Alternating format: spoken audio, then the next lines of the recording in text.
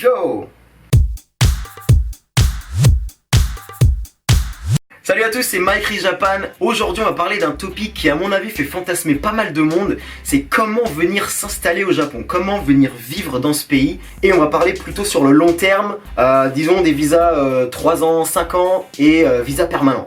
C'est une question que vous m'avez pas mal posée sur internet et je vais essayer d'y répondre de manière assez concise parce que de toute façon il n'y a pas 36 solutions pour venir s'installer au Japon. J'imagine que vous êtes français, mais dans tous les cas, il vous faudra un visa pour venir vous installer au Japon. Pour cette vidéo, je vais vous parler des 3 principaux visas qui vont vous permettre de venir résider au Japon sur le long terme: le visa travail, le visa époux et le visa entrepreneur. Alors il y a évidemment d'autres visas qui existent, notamment les visas étudiants et culturels, mais ce sont pas des visas qui sont faits pour le long terme parce qu'ils sont à renouveler chaque année, et en plus vous pouvez pas faire ça indéfiniment, et surtout pour le visa étudiant ça va vous coûter une blinde de faire ça pendant des années. Puis il y a encore d'autres visas par exemple comme les visas réfugiés ou même sportifs, mais ça concerne vraiment une minorité de personnes, donc on va pas en parler dans cette vidéo. Je fais une petite parenthèse sur ce qu'on appelle le visa touriste, qui est pas vraiment un visa, mais qui va vous permettre de venir au Japon pendant 90 jours, passer vos vacances. C'est pas vraiment un visa parce qu'il est donné d'office, en tout cas quand vous avez un passeport français, et il n'y a pas non plus de procédure à faire en particulier. Mais si je fais une petite parenthèse, c'est parce que dans de très rares occasions, vous allez réussir à transformer ce visa touriste en visa travail, voire même en visa époux. Donc c'est pas une mission impossible, mais je vous conseille en tout cas de pas vous focaliser là-dessus en vous disant que vous allez arriver au Japon avec les visas touristes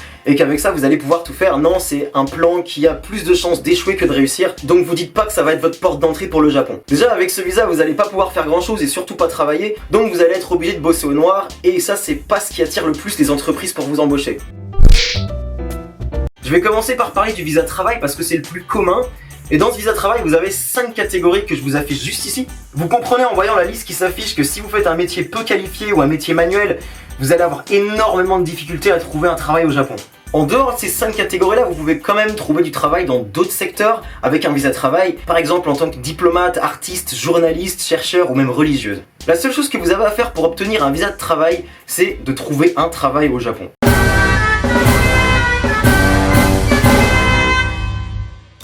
Hi, I'm Captain Obvious. Pour obtenir un visa de travail au Japon, il vous faut évidemment trouver un travail au Japon et surtout vous faire sponsoriser par votre boîte japonaise. Et c'est moins compliqué que ça en a l'air. C'est l'affaire de quelques documents à fournir, de 3-4 formulaires pour l'immigration à remplir, et puis après un petit peu d'attente. Si vous remplissez les critères au niveau du salaire, faut gagner un minimum. Au niveau du temps de travail, vaut mieux travailler en full time. Et au niveau des diplômes, vaut mieux avoir au minimum une licence. Normalement, il n'y aura aucun souci à l'immigration. Après, concernant la durée de ces visas, ça va dépendre. La première fois, vous risquez d'avoir 1 an, peut-être les 2-3 premières années. Et ensuite, ce sera plus facile en demandant à l'immigration d'avoir des durées comme 3 ans ou 5 ans. Le deuxième visa dont on va parler dans cette vidéo et qui va vous permettre de rester sur le long terme au Japon, c'est le visa époux. Et celui-là, il peut être aussi relativement facile à obtenir.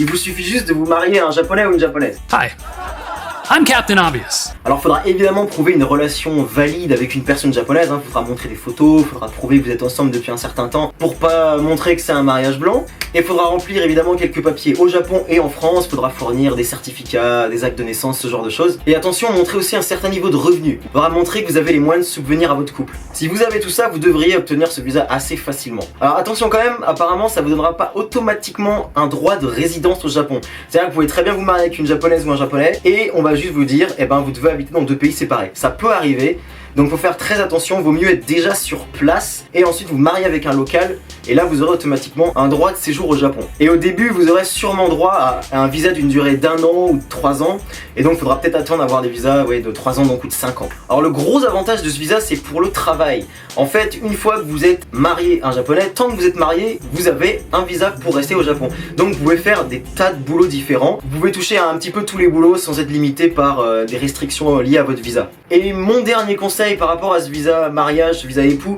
c'est surtout de ne pas vous rusher là-dessus et de penser que c'est une solution facile et de vous marier avec la première personne qui passe, parce que vous allez clairement le regretter. Vous risquez évidemment de divorcer, et si vous divorcez, vous perdez votre visa mariage, c'est QFD, donc faites pas n'importe quoi. Le troisième visa dont je vais vous parler dans cette vidéo, c'est le visa de business manager pour les créateurs d'entreprises, qu'on appelle le plus communément le visa entrepreneur. Alors là, les critères sont un petit peu différents par rapport aux autres visas. Là, il va vous falloir un gros investissement personnel, il va vous falloir beaucoup d'argent. J'ai entendu le chiffre de 5 millions de yens, donc c'est vraiment beaucoup d'argent. Et évidemment, il faudra que votre entreprise soit au Japon, que vous payez vos impôts au Japon, que vous embauchiez au minimum 2 personnes japonaises et que ces personnes japonaises soient rémunérées comme si elles bossaient pour une boîte japonaise. Donc au même niveau, au moins. Et en plus, il existe un visa qui s'appelle en anglais le visa dependent pour les gens de votre famille qui veulent bosser dans votre entreprise au Japon. Par contre, ils seront limités à 28 heures par semaine. Et puis il y a un dernier visa un peu bonus dont j'aimerais vous parler, ça représente un petit peu le saint graal pour tous ceux qui veulent venir s'expatrier au Japon. C'est le visa qu'on appelle Permanent Resident, donc visa permanent en français, en anglais c'est PR, et en japonais c'est Eijuken. Et comme son nom l'indique, c'est un visa pour le long terme, le très long terme, qui va vous permettre de rester au Japon au minimum 10 ans. Il n'est pas si simple à avoir, il y a 5 critères au choix à remplir. Par exemple, avoir travaillé 10 ans consécutivement au Japon, ou être marié depuis au moins 3 ans à un japonais, ou alors être ce qu'ils appellent un homme d'exception, c'est-à-dire un prix Nobel ou un milliardaire, et là on peut vous le donner d'office. Autrement, il va vous falloir transformer un visa travail en visa permanent ou un visa époux en visa permanent. Et ça se fait qu'après un certain nombre d'années sur le territoire. Maintenant, je vous donne quelques dernières infos qui, à mon avis, vont vous servir. Premièrement, déjà, ces visas sont gratuits. Vous n'avez rien à payer pour avoir le visa. Vous aurez quand même des frais de dossier, ce qu'on appelle le frais de timbre. Vous allez payer 4000 ou 8000 yens en fonction de la durée de votre visa, ce qui n'est pas énorme au final quand vous pensez à ce que ça vous permet d'obtenir. Et gardez aussi à l'esprit que tous ces visas sont interchangeables. C'est-à-dire que vous pouvez passer d'un visa working holiday ou d'un visa de travail à un visa époux. Vous pouvez passer d'un visa époux à un visa permanent, etc., etc. Donc vous pouvez allonger en général votre statut en changeant de visa. Par contre, gardez bien à l'esprit que rien n'est définitif au Japon.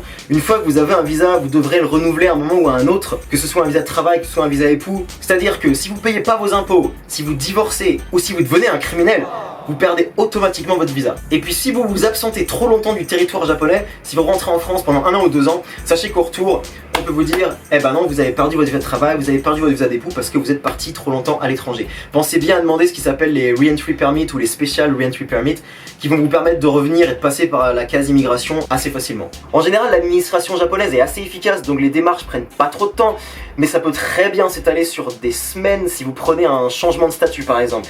Moi, ma première fois que je suis passé d'un working holiday à mon visa de travail, ça a pris 3 mois et demi, donc faites très attention à ça. Voilà, c'est terminé pour cette vidéo, j'espère que ça vous a plu, que ça vous a intéressé surtout. Si vous avez des questions à me poser, posez-les en bas dans les commentaires ou envoyez-les moi en privé, j'y répondrai dans la mesure du possible. Si jamais vous voulez venir au Japon en working holiday visa, sachez que j'ai fait 2 autres vidéos sur le sujet que vous pouvez voir juste ici.